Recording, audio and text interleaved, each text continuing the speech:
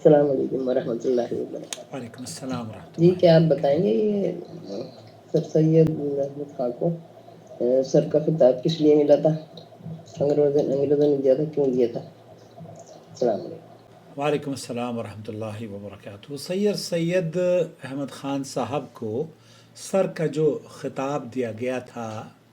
وہ 1888 میں انگریزی حکومت کی طرف سے انہیں ملا تھا۔ یہ ان کا نام نہیں تھا، سر سید ان کا نام نہیں تھا، بلکہ سر کا خطاب ملا اس شخص کو آج بھی ہم جس کو عزت اور اچھا لقب دیتے ہیں۔ آپ نجی مجلس میں بھی، اگر نجی مجالس میں بھی آپ دیکھیں تو ہم بعض مرتبہ کہتے ہیں سر سن لیجئے، سر عزت دینے کے لیے بولا جاتا ہے، اور یہ ٹائٹل بہت معزز تھا اس زمانے میں جب کہ انگریزوں نے سر سید احمد خان صاحب کو دیا، تو یہ بعد میں ان کے نام کا حصہ بن گیا۔ آج اس دور میں دو آرا پائی جاتی ہیں، دو رائے پائی جاتی ہیں ان کو لے کر۔ کچھ لوگوں کا کہنا یہ ہے کہ سر سید کو یہ خطاب انگریزوں کی خوشنودی حاصل کرنے کے صلے میں دیا گیا تھا، کیونکہ وہ ہمیشہ حکومت کے ساتھ نرم لہجے میں بات کیا کرتے تھے اور ان کی حمایت میں بولا کرتے تھے۔ یہ طبقہ سمجھتا ہے کہ سر سید نے 1857 کی بغاوت کے بعد انگریزوں کو خوش کرنے کے لیے مسلمانوں کی جانب سے وفاداری کا پیغام دیا تھا، تاکہ اپنی ذات اور اپنی قوم کو محفوظ رکھا جا سکے اور قوم اور ملت ترقی کر سکے۔ دوسرا جو نظریہ ہے وہ یہ کہ دوسری رائے یہ ہے کہ سر سید دور اندیش شخصیت تھے، انہیں دیوار کے پار دیکھنے کی بصیرت اور صلاحیت اللہ تعالیٰ نے عطا فرمائی تھی، اور وہ یہ سمجھتے تھے کہ اگر مسلمان تعلیم سے دور رہے، انگریزی زبان اور جدید علوم سے الگ تھلگ ہو گئے تو ان کا زوال کبھی نہیں رکے گا۔ اسی لیے انہوں نے مسلمانوں کو انگریزی تعلیم کی طرف موڑا، جدید سائنسی شعور اور سماجی اصلاحات کی طرف متوجہ کیا، تاکہ وہ اس نئے نظام میں زندہ رہ سکیں، ترقی کر سکیں اور اپنا مقام واپس حاصل کر سکیں۔ انہوں نے 1857 کی جنگ آزادی کے بعد اپنی مشہور کتاب اسباب بغاوت ہند میں بھی انگریزوں کو نہ صرف مسلمانوں کی بے گناہی کا یقین دلانے کی کوشش کی، بلکہ انہوں نے ایک خاص انداز میں ان مسلمانوں پر ہونے والے مظالم کی روک تھام میں بھی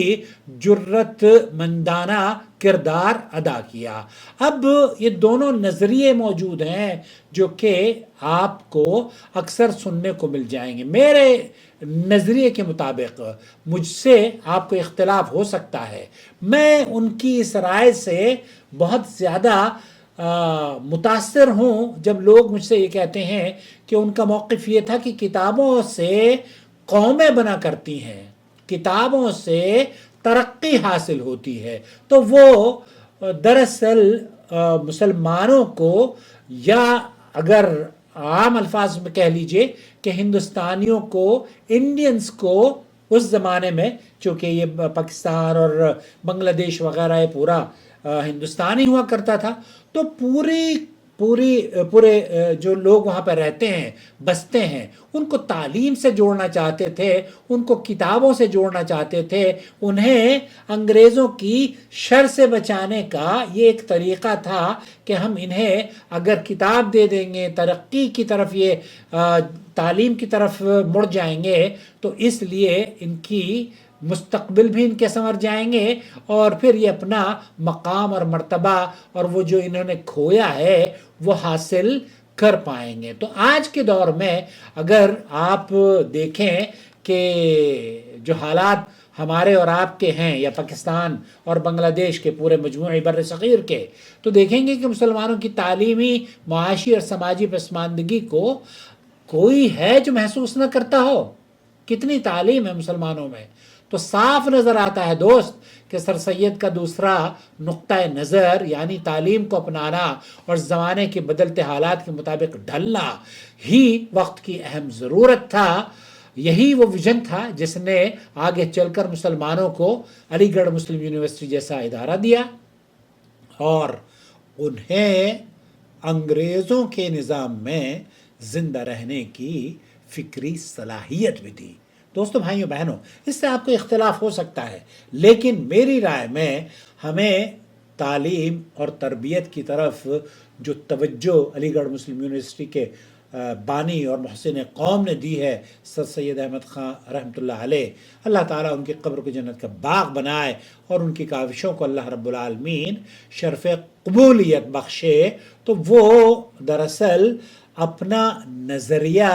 مختلف انداز سے جو باصلاحیت اور بڑے لوگ ہوتے ہیں نا، ان کی آراء سے آپ اختلاف کرتے ہیں، اکثر لوگ کرتے ہیں، لیکن جو ترقی مسلمانوں کی بر صغیر میں اس واحد ادارے سے ہوئی ہے، اس کی نظیر نہیں ملتی۔ تو آپ کچھ بھی کہیں، وہ سر ہیں، سر تھے اور رہیں گے۔